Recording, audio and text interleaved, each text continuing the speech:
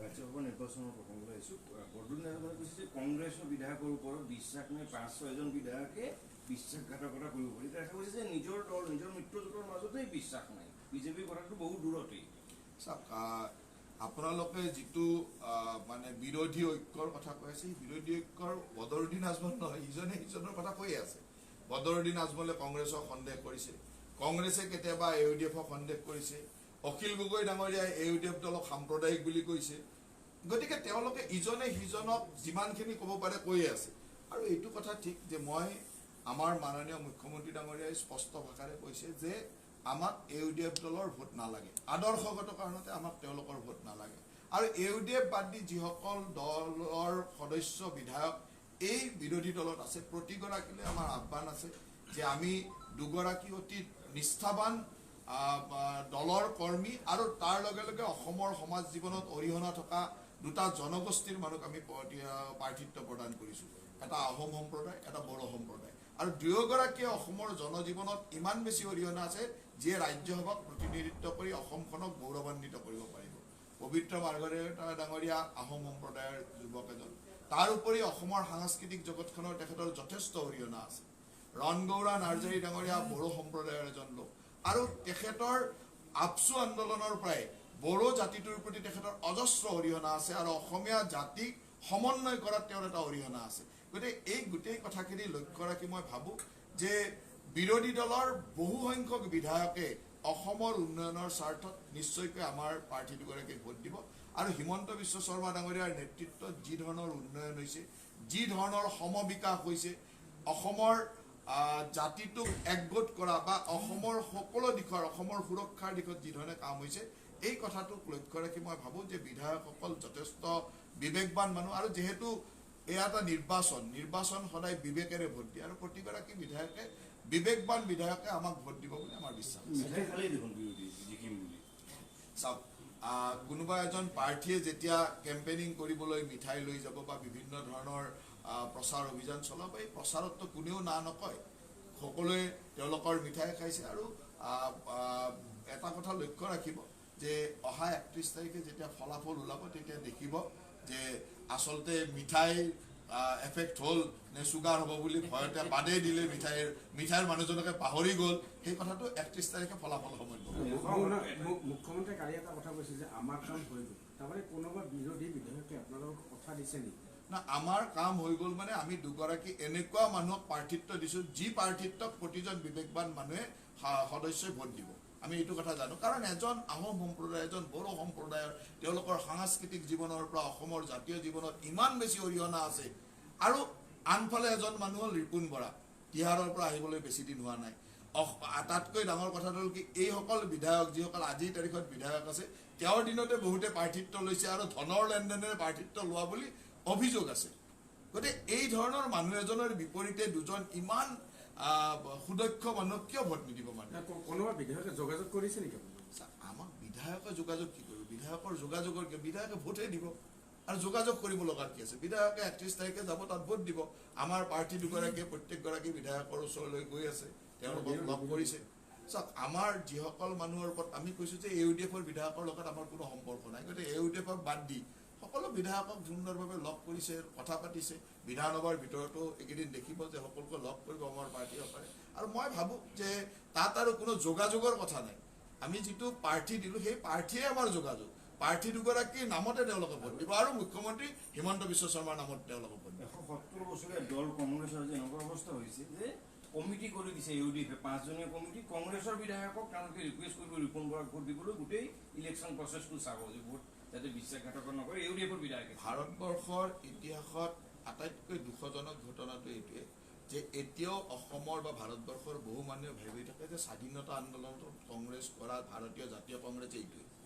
ভাৰতৰ স্বাধীনতা আন্দোলন কৰা ভাৰতীয় জাতীয় কংগ্ৰেছ এইটো নহয়। এইটো হ'ল গান্ধী নেহেৰু পৰিয়ালৰ এটা লিমিটেড কোম্পানী। যেতিয়ালৈকে ভাৰতৰ স্বাধীনতা আন্দোলন কৰা সেইসকল নেতা, বল্লভ ভাই পেটেলৰ পৰা, ৰাজেন্দ্ৰ প্ৰসাদৰ পৰা, আমাৰ অসমত গোপীনাথ বৰদলৈ, বিষ্ণু প্ৰসাদ মেধিৰ দৰে মানুহৰ আদৰ্শৰে চলি আছিল, তেতিয়ালৈকে এইটো কংগ্ৰেছ আছিল। আজিৰ তাৰিখত এইটো গান্ধী পৰিয়ালৰ লিমিটেড কোম্পানী, আৰু এই লিমিটেড কোম্পানীটোক আপোনালোকে কেতিয়াও সেই 170 বছৰীয়া ইতিহাস থকা কংগ্ৰেছ দল বুলি নক'ব। কোৱাটোৱে আচলতে ইতিহাসক বিকৃত কৰা কথা মই সেইকাৰণে অনুৰোধ কৰোঁ যে তেওঁলোক এটা লিমিটেড কোম্পানী আৰু এই লিমিটেড কোম্পানীত তেওঁলোকৰ চাকৰবিলাক তেওঁলোকৰ ভৃত্যবিলাক থাকিব পাৰে কোনো ৰাষ্ট্ৰবাদী দেশখনক ভাল পোৱা মানুহ এই কোম্পানীটোত থাকিব নোৱাৰে কেতিয়াৰ পৰা লিমিটেড কোম্পানী হৈছে কংগ্ৰেছ আপুনি যিখিনি কথা যেতিয়ালৈকে অকল অন্য গণতন্ত্ৰ হত্যা কৰি যেতিয়ালৈকে অকল মানে পুত্ৰ পৰিবাৰবাদ আৰম্ভ হৈছে তেতিয়াৰ পৰাই লিমিটেড কোম্পানী হৈছে যেতিয়া অসমত 56 জন বিধায়কে গণতান্ত্ৰিকভাৱে নেতা নিৰ্বাচন কৰি দিয়াৰ পিছতো কাৰোবাৰ পুতেকৰ স্বাৰ্থত কাৰোবাৰ নাতিয়েকৰ স্বাৰ্থত যেতিয়া দলটোৱে কাম কৰিব তেতিয়া এই লিমিটেড কোম্পানী হয় অসমত লিমিটেড কোম্পানী যিদিনাখনে হৈছে সেইদিনাখন আমি কংগ্ৰেছ দল এৰি আহিছোঁ গতিকে কথাটো হ'ল যে লিমিটেড কোম্পানী ক'ৰবাত আগতে হৈছে ক'ৰবাত দেৰিকৈ হৈছে আৰু বহুত ঠাইত মানে আৰু ভৱিষ্যতলৈ হ'বলৈ গৈ আছে অংক কৰি তেওঁলোক ঠিকেই বহি আছে 43 আমাৰ লগত আছে বাৰে বাৰে কয় বিৰোধী না অংকটো ক'ত কৰিছে মইতো বুজি নাপাওঁ 43 অংকটো তেওঁলোকৰ আজিৰ তাৰিখত যিটো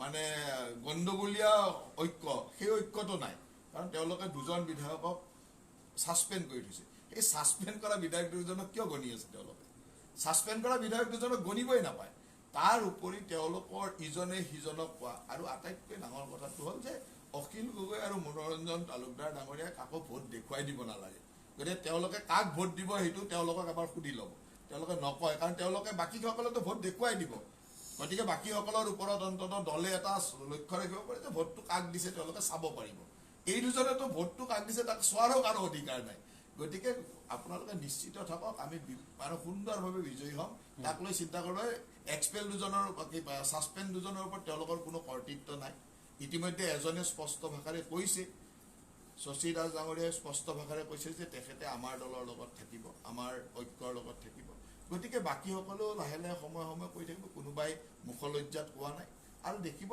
যে আমাক যিখিনি প্ৰয়োজনীয় ভোট তাতকৈ বেছি ভোটে পাম কাৰণ আমাৰ দুয়োগৰাকী প্ৰাৰ্থীয়ে ৰিপুণ বৰাতকৈ যোগ্য প্ৰাৰ্থী ৰিপুণ বৰাই কিমানটা ভোট পাব বুলি ভাবে ভোটৰটো এতিয়া কেলকুলেশ্যন কৰা এতিয়াতে সময় হোৱা নাই যিদিনাখন সময় হ'ব সেইদিনাখন বাৰু সময় হিচাপ কৰি কৈ জিএমচি ইলেকশ্যনৰো দায়িত্ব আছে আপুনি কেনেকুৱা ধৰণৰ গুৱাহাটী পৌৰসভা নিৰ্বাচনৰ কাৰণে আমি ইতিমধ্যে আমাৰ প্ৰস্তুতি আৰম্ভ কৰিছোঁ আমাৰ প্ৰতিটো ৱাৰ্ডতে একোগৰাকী প্ৰভাৰী নিযুক্ত কৰি আমি তাৰ ৰিপৰ্ট ল'বলৈ দিছোঁ ইতিমধ্যে আমাৰ প্ৰভাৰীসকল প্ৰতিটো ৱাৰ্ডলৈকে গৈ তাত থকা দলীয় সতীৰ্থ আনকি সাধাৰণ ৰাইজ আৰু তাৰ পৰিৱেশ পৰিস্থিতিৰ ওপৰত অধ্যয়ন কৰি 2 এদিনতে আমাক ৰিপৰ্ট ছাবমিট কৰিব আৰু ৰিপৰ্ট ছাবমিট কৰাৰ লগে লগে আমি অহাকালি বা পৰহিৰ ভিতৰত আমি এই ৰিপৰ্টখিনি লৈ বহিম আৰু আমি আশা ৰাখিছোঁ যে 28 তাৰিখ বা 29 তাৰিখে আগবেলাই আমাৰ প্ৰাৰ্থী ঘোষণা হ'ব আৰু যেহেতু 30 তাৰিখ আমাৰ লাষ্ট ডেট গতিকে 28 বা 29 তাৰিখৰ ভিতৰত আমাৰ প্ৰাৰ্থী ঘোষণা হ'ব আৰু ইতিমধ্যে আমাৰ গোটেইখিনি কাম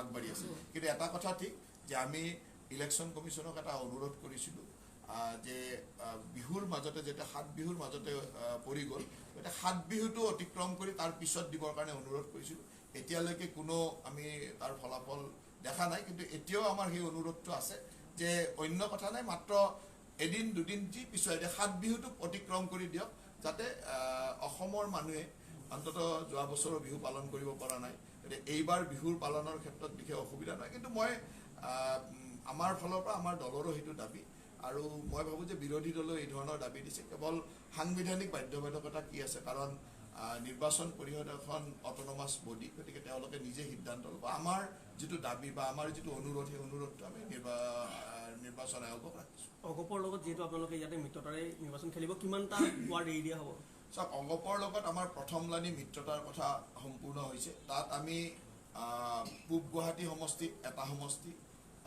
দিছপুৰ সমষ্টিত এটা ৱাৰ্ড আৰু পশ্চিম গুৱাহাটীত তেখেতসকলৰ লগত 5টা ৱাৰ্ডৰ কথা চলি আছে আমি এটা 4টা ৱাৰ্ডৰ কথা কৈছোঁ কাৰণ আমাৰ দলত প্ৰাৰ্থিত্বৰ বিচৰা মানুহ বহুত বেছি গতিকে মেক্সিমাম 6টা বা 7টা আমি ভাবি থৈছোঁ আৰু আজিৰ তাৰিখত সেই ধৰণৰ আমাৰ কথাখিনি আগবাঢ়িছে আৰু খুব কম দিনৰ ভিতৰতে আমাৰ দলীয় যিটো ঐক্যমত বা দুয়োটা দলৰ সভাপতি ডাঙৰীয়া ইয়াৰ গোটেই কথাখিনি আপোনালোকক জনাম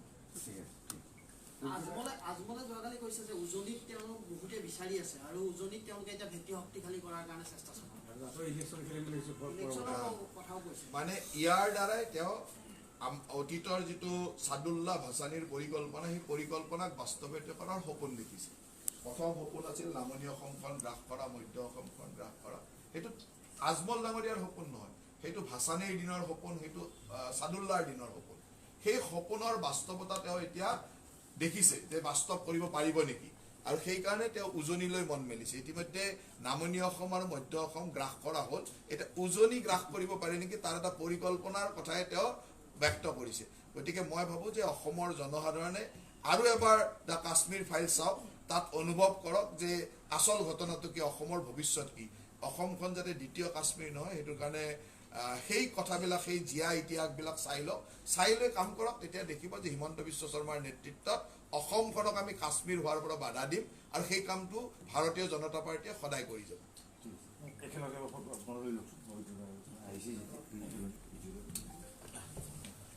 ভালকে লৈ গ'ল প্ৰচাৰৰ কাৰণে অহা নাই দেই।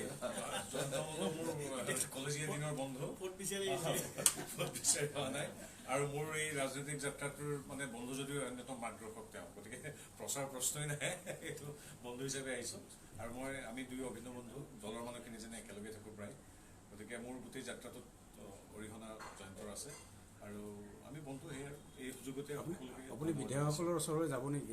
আমি গৈছোঁ, কালি গৈছোঁ, মানৱ ডেকা আৰু মই কেইবাগৰাকী বিধায়কৰ ওচৰলৈ গৈছোঁ, আৰু ঠিক সেইদৰে গোটেইখিনি আমি পৰিয়ালৰ দৰে আমি তৎসত্ত্বেও যিসকল জ্যেষ্ঠ আছে তেওঁলোকৰ পৰা আশীৰ্বাদ ল'বলৈ গৈছোঁ। আমাৰ এটা ভাৰতীয় সংস্কৃতি এটা ধৰণৰ কথা, বন্ধু বান্ধৱৰ ওচৰলৈ যোৱা, আমি প্ৰচাৰ বা ভোট বিচাৰি আমাৰ নিজৰ দলৰ ওচৰলৈ যোৱা নাই, সেইখিনি আমি এটা পৰিয়ালৰ দৰে ইজনে সিজনক আস্থা বিশ্বাসত লৈ একেলগে আগবাঢ়োঁ।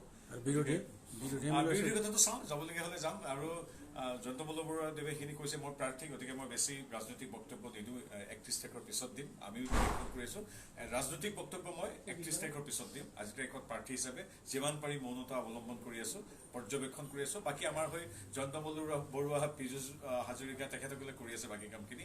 আমাৰ প্ৰচাৰ হওক বা আমাৰ যিখিনি নিৰ্বাচনৰ বাবে যিখিনি প্ৰয়োজনীয় নিয়ম আছে, নিয়ম কানুন, মনোনয়ন পত্ৰ দাখিল কৰাৰ পৰা এইখিনি আজিলৈকে এইখিনি কাম তেওঁলোকে চাই আছে। ধন্যবাদ।